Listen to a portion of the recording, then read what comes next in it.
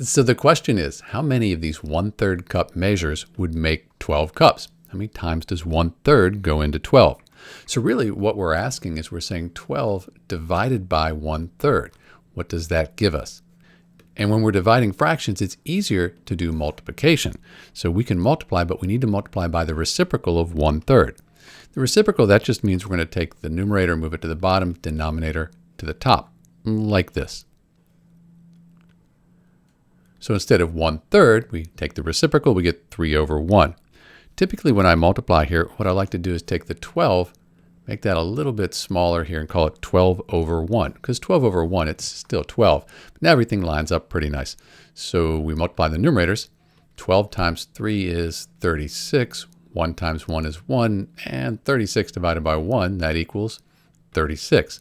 So if you have 12 cups, you have 36 of these 1/3 cup measures. That equals 12 cups. That's how you do it. That's how you figure out how many 1/3 cups are in 12 cups.